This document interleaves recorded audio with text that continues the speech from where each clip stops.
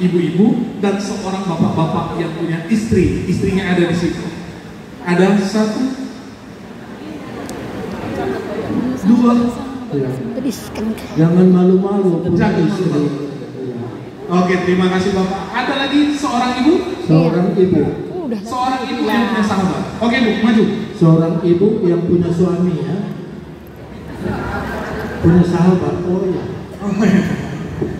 Oke, Bapak dulu lah yang saya tanya. Marga apa Pak? Tarika. Marga Tarika. Istrinya? Bu, ada. Rumah, Amang Burung.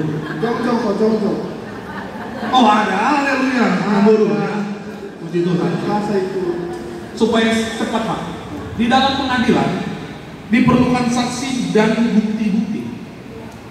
Di sini kita akan mengadakan saksinya dulu. Pertanyaannya, Bapak suka nggak punya istri marah dan yang suka berteman? Tidak. Tergantung situasi. Tergantung situasi. Ini calon-calon suami takut istri. Tergantung moodnya. Oh ya, tergantung moodnya. PDI, partai di bawah istri. Oh, tergantung moodnya Pak ya? Tergantung mood. Kenapa tuh? Kalau memang merepetnya sesuai dengan yang dia pikirkan dan yang saya kerjakan, ya diterima saja. Oh wajar. Ya wajar. Saya datang pulang ke rumah tengah malam, apa dia nggak merepet? Iya. Ya merepet tentu. Iya, berarti makanya bagaimana dia supaya tidak merepet? Ya jangan pulang tengah malam. Oke. Artinya jangan buat kesalahan. Iya, jangan buat kesalahan. Oke, terima kasih Bapak. Silakan duduk. Semoga damai nanti pulangnya Bapak ya. Ibu punya sahabat Bu? Punya. Ada di antara ibu? Ada. Berapa orang Bu? Banyak. Wah, haleluya. Siapa yang sahabat ibu ini? Banyak. Oh, Banyak. oke. Bu, Marganya tanya dulu. iya. Marganya Ibu dulu. apa? Itu tarikan. Bawa tarikan cerewet. Tanya suaminya cara. Oke. Marga Bapak? Baru. Oh, baru. Oh, ada ya? Ya, haleluya.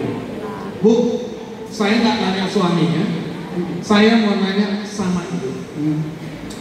Di pengadilan kita perlu saksi dan barang bukti.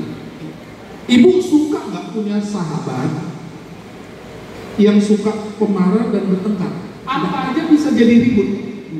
Enggak. Kira-kira kalau punya gimana? Saya jauhi aja. Jauhi. Sahabat loh Bu.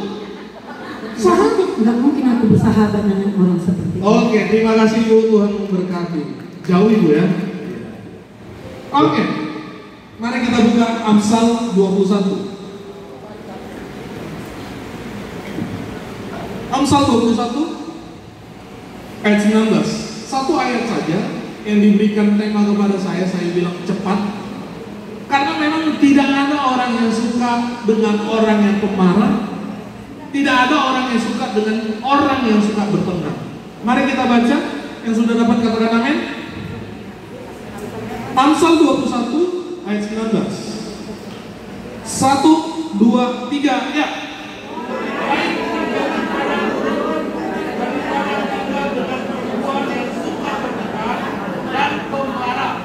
Sekali lagi, Amsal 21 ayat 19, lebih baik tinggal di padang gurun daripada tinggal dengan perempuan yang suka bertengkar dan pemarah.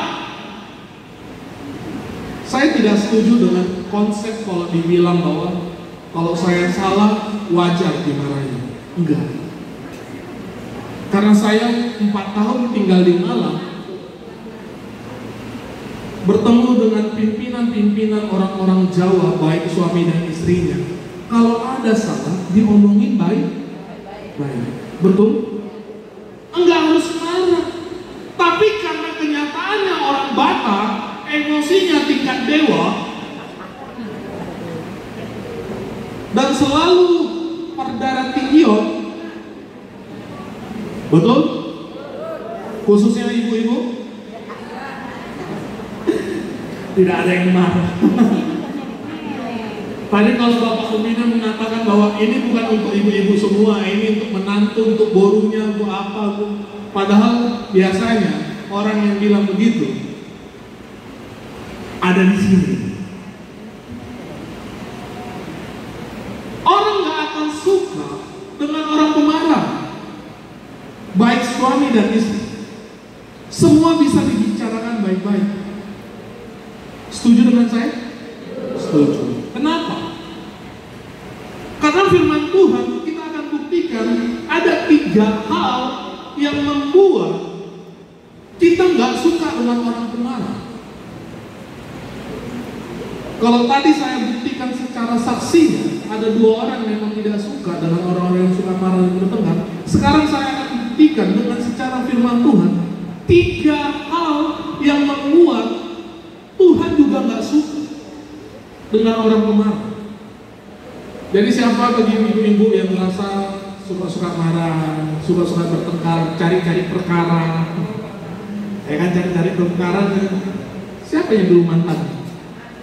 Kan kadang-kadang gitu ya, suami bingung, dijawab salah, nggak dijawab malah bertengkar, ya kan? Apalagi sekarang video-video viral kan banyak sekarang. Bapak-bapak mengklaim, kami tidak takut istri, 3 orangnya lari.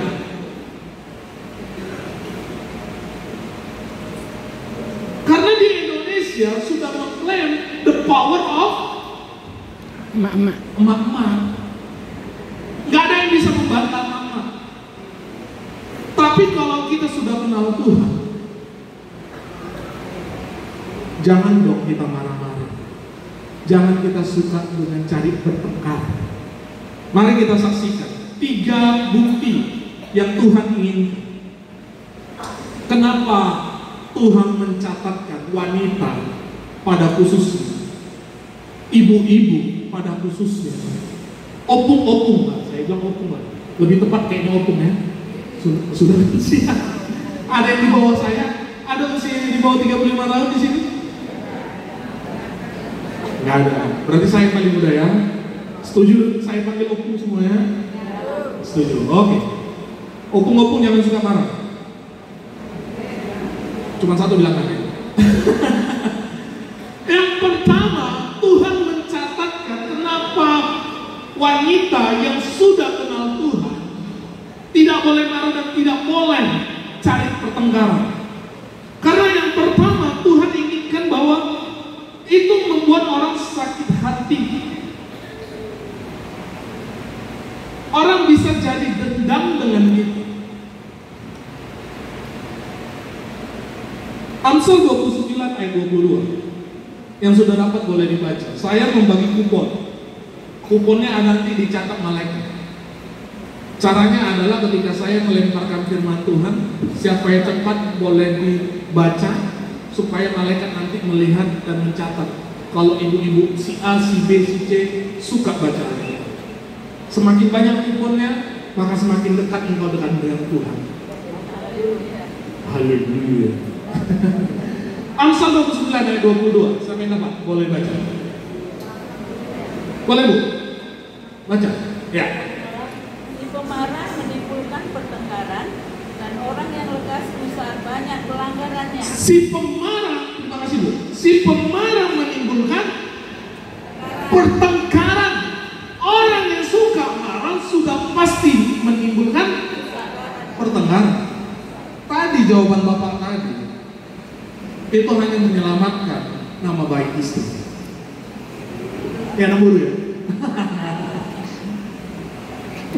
Udah tahu salah, kenapa dilakukan? Makanya merepet waktu. Kalau nggak mau direpetin, jangan cari masalah. Lah, kan bisa diomongin baik-baik. Biasanya si Majuta sih orangnya lembut-lembut. Kayak macam nggak setuju ya. Benar, lembut bisa itu. Apalagi baru Pardede, biasanya lembut ya. Bapak Ibu, firman Tuhan menjelaskan si pemarah itu pasti akan menimbulkan pertengkaran. Udah pasti.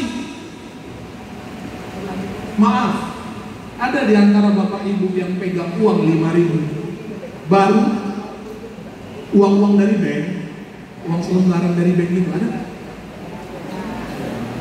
5.000 kah, 10.000 kah? Kalau saya nggak pernah dari bank, biasanya dari kolektor. Ada di antara bapak ibu yang punya uang 5.000 yang baru, yang ya, baru-baru dari bank lah. Uang 2.000 pun nggak apa-apa lah. Ada Buk maju. Buk maju. Terima kasih. Ibu di sini aja. Bu, ini uang berapa? 5.000. Ibu coba remukkan. Remukkan, boleh? Diremukkan. Sudah. Coba buka lagi. Masih 5.000. Masih 5.000. Boleh saya tunjukkan?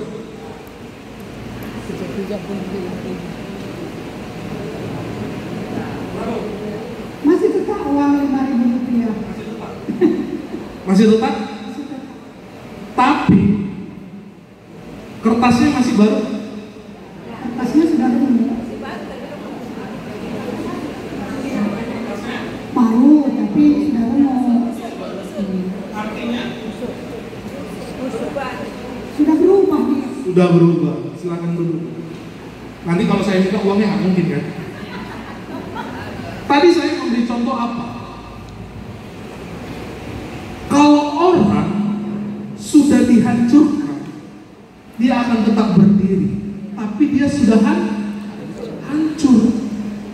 Orang yang punya sakit hati, orang yang sudah disakiti hatinya, mau gak mau dia tetap berdiri, mau gak mau dia tetap harus hidup. Tapi bayangkan, dia udah sakit hatinya karena perkataan kita, kemarahan kita yang menimbulkan pertengkaran. Untung nilainya masih sama. Saya bukan mau sulap tadi, nggak mungkin saya rubah jadi uang 2.000. Kasihan ibu ini minus 3.000 nanti. Tapi yang mau saya buktikan di sini, hal yang baru, dia menjadi manusia baru atau hidup baru bahkan. Tapi karena omongan kita, kemarahan kita, orang bisa hancur, remuk hatinya. Pertanyaannya, bisa nggak uang tadi bisa diluruskan kembali? Oh, setrika, ada. Bisa. Jawabannya bisa. Melewati betul. Prosesnya apa? Ambil kain, panasi setrikanya, lalu digosok. Artinya harus lewat pemanasan dari setrika. Orang gak gampang bisa sembuh hatinya. Kalau kita suka marah, oh aku kan emangnya orang yang emosian, kalian harus maklum lah. Hei Bapak Ibu, kita jangan egois dengan diri kita. Tuhan mencatatkan kalau kita suka marah akan terjadi pertengkaran. Ya, akan jadi pertengkaran. Oleh karena itu, Tuhan mengingatkan kita supaya kita jaga mulut kita. Amsal 21 ayat 23, siapa dapat boleh dibaca. Supaya kita bisa menjaga kehidupan kita. Amsal 21 ayat 23. Ada yang dapat? Enggak ada?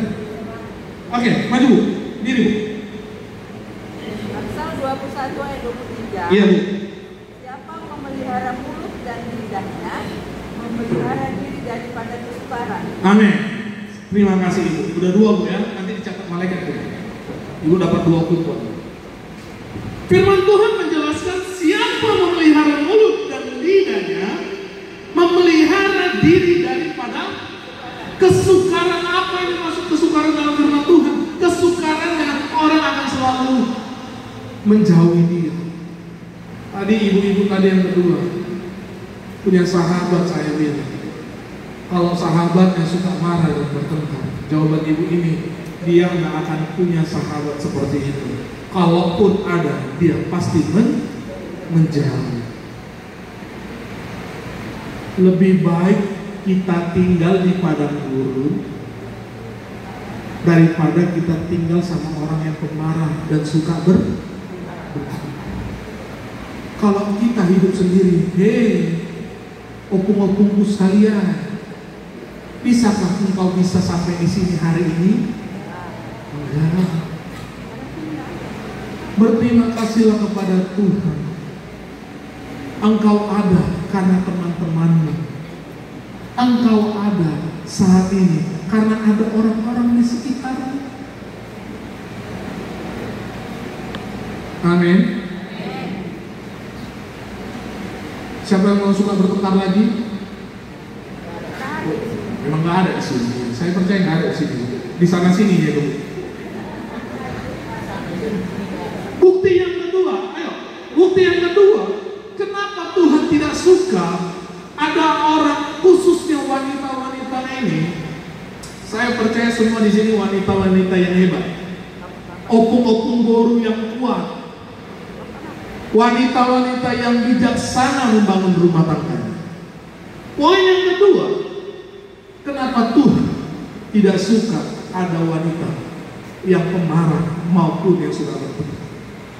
Karena itu bisa merusak rumah tangga.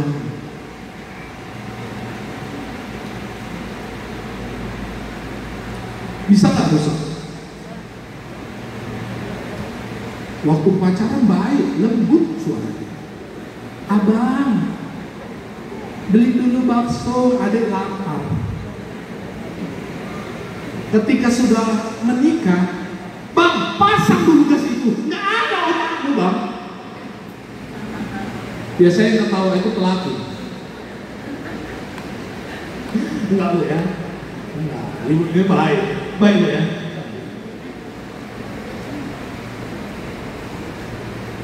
Suami berpikir yang salah pasangan ya. Waktu pacaran kayaknya lembut adek ini. Kok sekarang itu kok macam apa yang dibawa? Mikir dia untuk cari pasangan yang baru. Pertanyaannya, siapa yang salah di situ?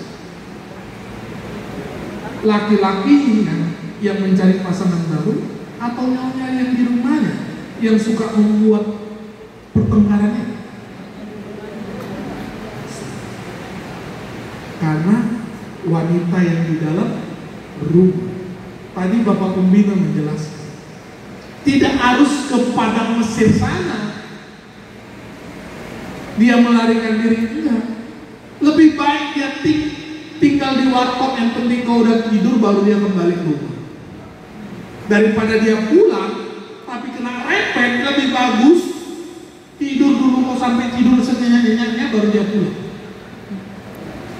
Hati-hati Bapak, hati-hati kalau rumah tangga kita begitu.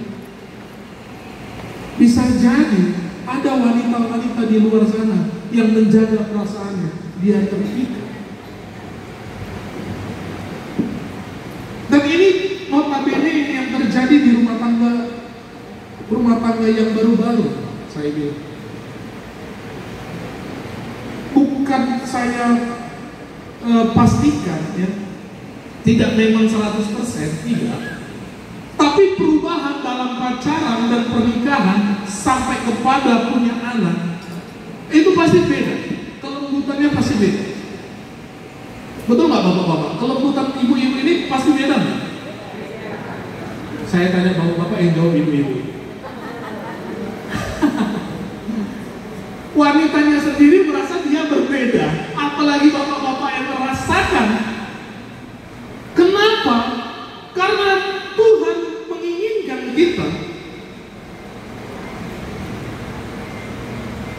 untuk menjaga rumah tangga kita dengan baik.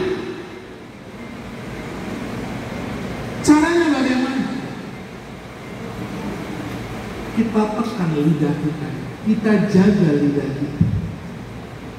Bapak Ibu pernah naik delman? Pernah ke daerah Brastagi, naik delman atau naik apa lah namanya, naik kuda gitu. Sado. Kuda itu mulutnya diikat, muncungnya, betul nggak? Apakah memang itu sudah ada dari dulu? Sudah. Bahkan Alkitab mencatat. Coba dibaca Yakobus 3 ayat 3. Ilustrasinya sudah diungkapkan Tuhan. Ilustrasinya, ceritanya sudah diungkapkan Tuhan. Kenapa kuda atau muncung kuda itu diikat? Coba dibaca Yakobus 3 ayat 3.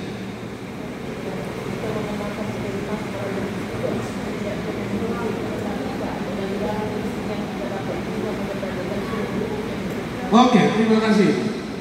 Kita mengatakan kekal pada mulut kuda sehingga ia menuruti kehendak kita. Artinya kalau kita nggak menjaga mulut kita,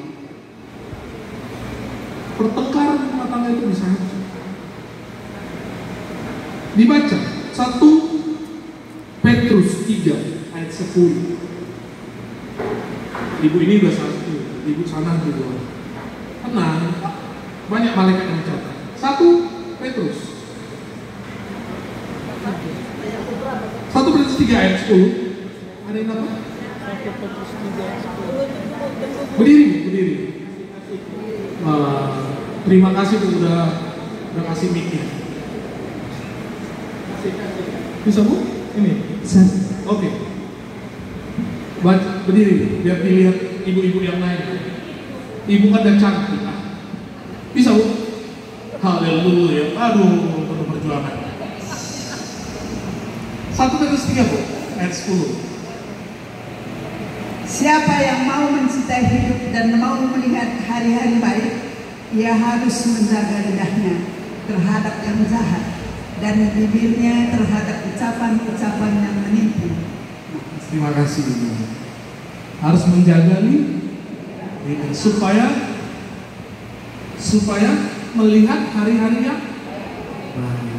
Siapa rumah tangga yang mau diberkati itu? Semua. Enggak semua Bu. Enggak ada anak-anak. Coba lihat ulang. Enggak ada teman-teman.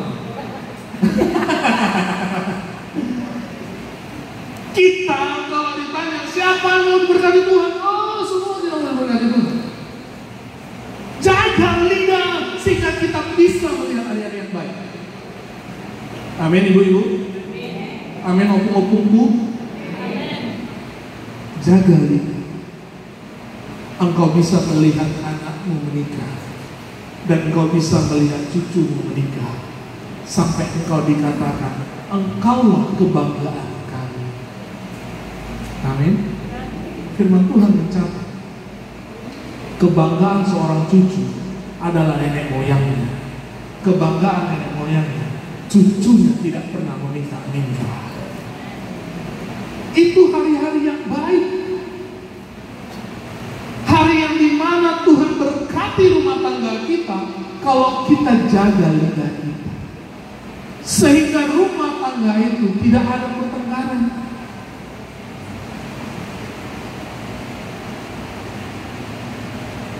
Ya, kan aku buat salah Pak Pendeta, aku salah Om, wajar istriku marah.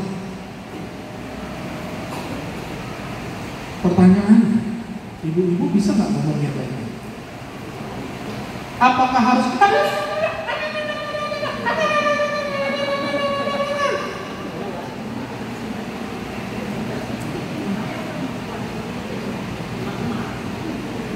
ada pula terdengar namanya perempuan emak-emak.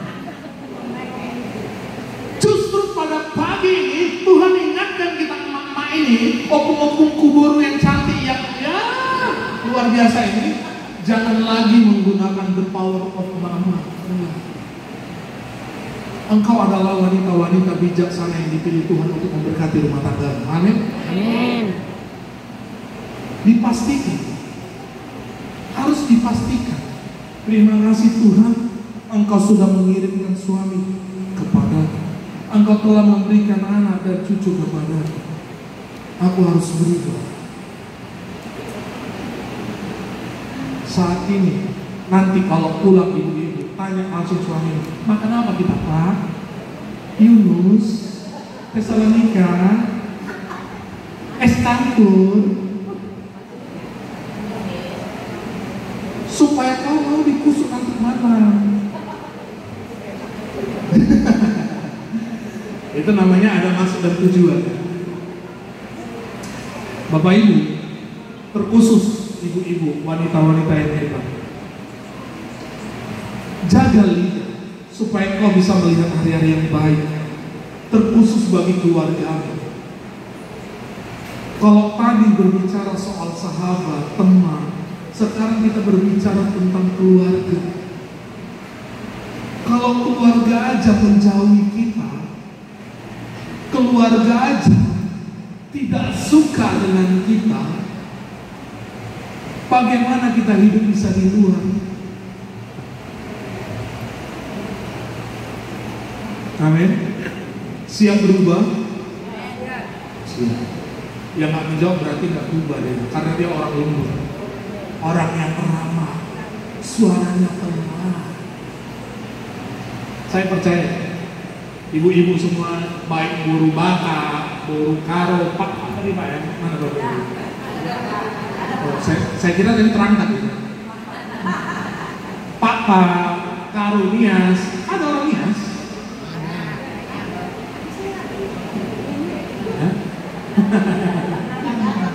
Oh, iya. Ada.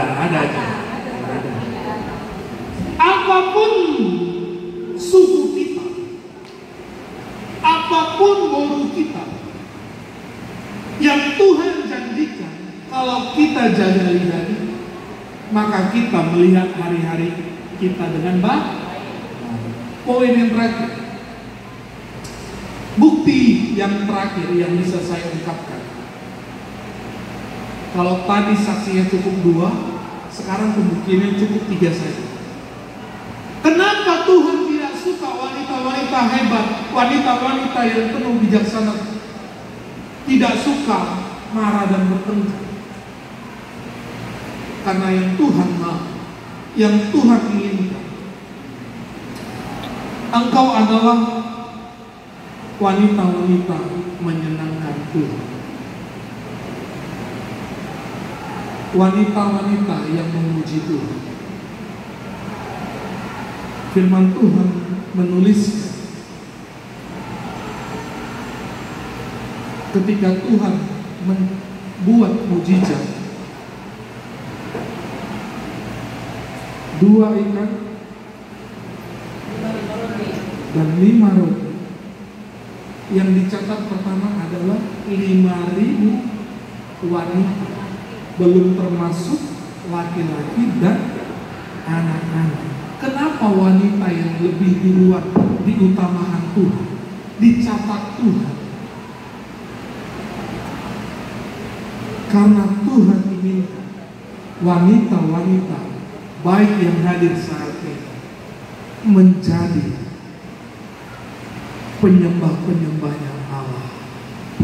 Itu sebabnya tidak bisa dipungkiri, tidak bisa disalahkan, gereja-gereja saat ini dipenuhi oleh wanita-wanita. Betul? Betul nggak? Iya. Tapi kalau soal pendeta, memang lebih banyak laki-laki. Percaya ya, pendeta atau pembala sidang atau epurus kebanyakan laki-laki. Tapi kalau ibadah lebih banyak wanita. Kenapa? Yang memang Tuhan inginkan engkau adalah penyembahnya Allah. Bukan orang yang suka bertengkar, bukan orang yang suka marah, bukan.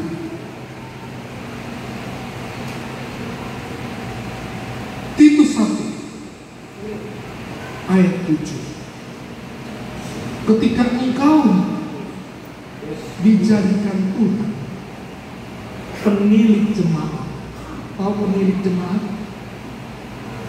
Pelayan Tuhan di dalam gereja, baik itu pelatih, baik itu simpulan, guru kuliah, apapun itu jabatan. Coba deh. Ini yang duduk-duduk di sofa Pak, Bapak Pembina. Yang duduk-duduk di sini,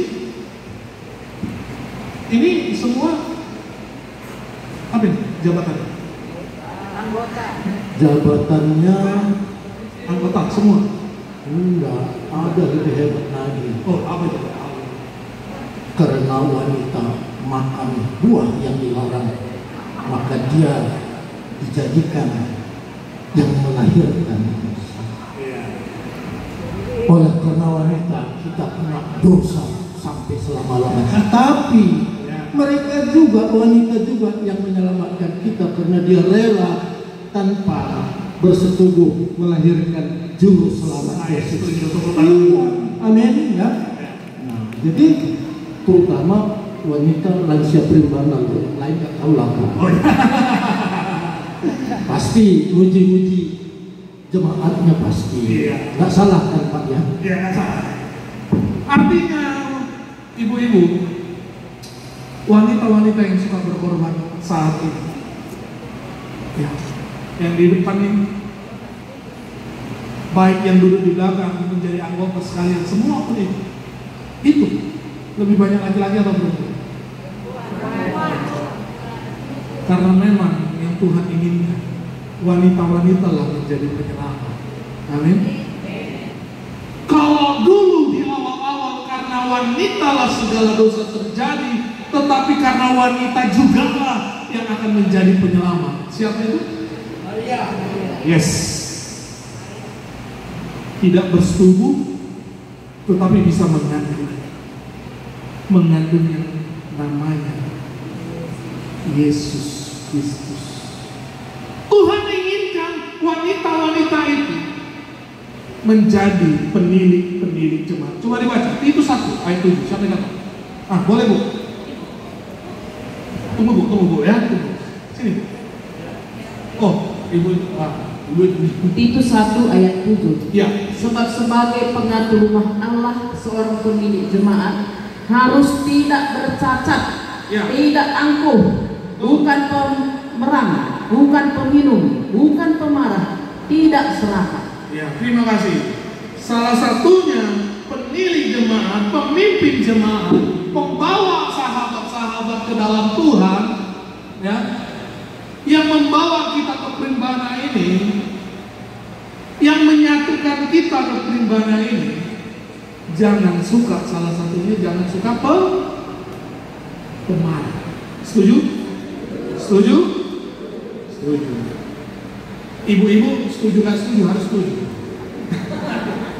Karena bukan saya berkata, penilik jemaat itu 1 ayat 7 mencatatkan, janganlah engkau suka marah.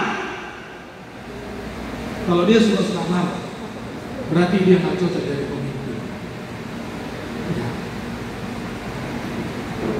Tapi kalau dia orangnya lemah lembut, orang yang sabar, maka jadikan dia pemimpin. Itu saja renungan yang bisa saya bawakan. Kita berdoa terlebih dahulu. Bapa, kami bersyukur buat renungan pada pagi ini. Engkau telah memberkati kami dalam renungan, sehingga Engkau menjadikan kami wanita-wanita yang hebat, yang tidak suka pemarah dan bertengkar. Di dalam nama Tuhan Yesus kami siap berubah dan mengubah hidup kami menjadi orang-orang yang penyembah dan pemuji Tuhan. Haleluya. Amin.